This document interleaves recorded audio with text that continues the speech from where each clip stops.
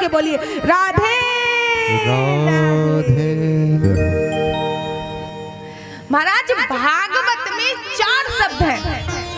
भागवत बहुत बच्चे की तरह समझाऊंगी, बारीकी से समझाऊंगी ताकि एक एक चीज समझ में आ जाए।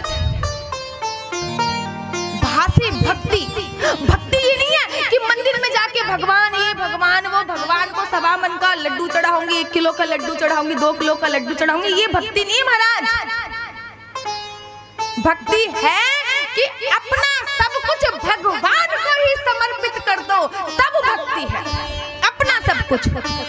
भोजन बन रहा है महाराज, पहले लड्डू गोपाल को भोग लगाओ, फिर खाओ, फिर पाओ।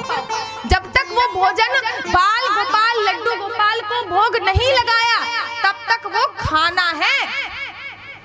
और जब उस भोजन का बाल गोपाल लड्डू गोपाल बाके बिहारी जो भी भगवान है आपके घर में उनको भोग लगा दिया तो महाराज वो प्रसाद बन जाता है। और प्रसाद का क्या अर्थ होता है? भगवान का साक्षात दर्शन। भोजन के रूप में दर्शन कर लिया आपने भगवान का, ये भक्ति है।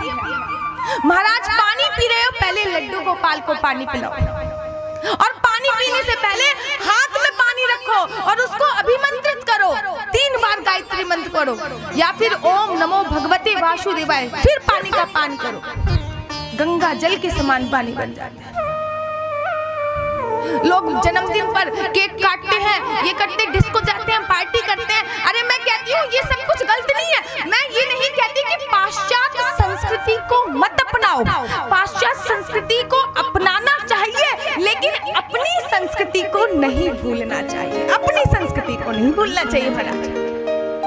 किसी की शादी की सालगिरह है तो सत्यनारायण की कथा अवश्य कराओ। किसी का हैप्पी बर्थडे है, जन्मदिन है तो सुंदरकांड, क्योंकि 8 चिरंजीवी में हनुमान जी का नाम है, इसलिए जन्मदिन पर सुंदरकांड का सुबह आयोजन करो, शाम को केक काटो, लेकिन वो बत्तियां लगा कर अपनी संस्कृति ऊपर रखो। दूसरे धर्म वाले संस्कृति के ऊपर लड़ जाते हैं। अपने लिए जी, अपने लिए तो सभी जीते हैं महाराज, अपने देश के लिए, अपने धर्म के लिए, अपनी संस्कृति के लिए जियो। श्रीमद् भागवत महापुराण में बहुत अच्छी बात आई है कि 2 लोग ऐसे हैं जिनको सीधा मोक्ष मिलता है।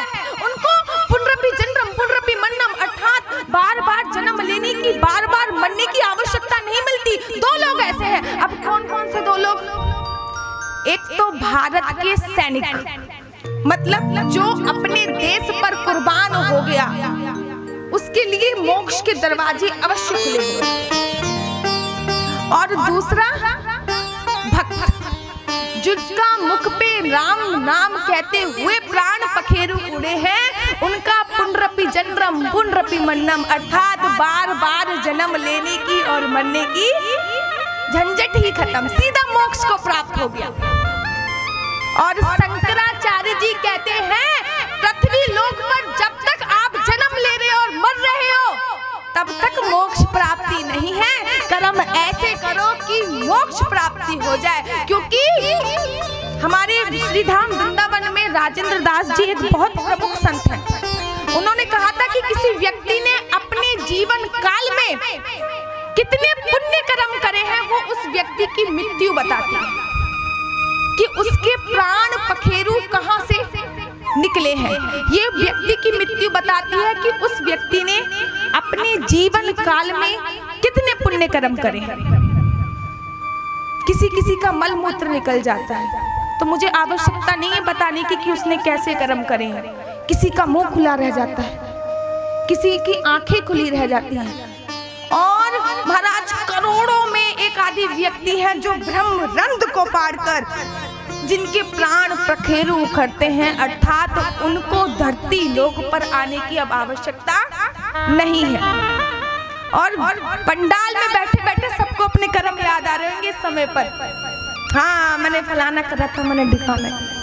तो भाषा होती है भक्ति।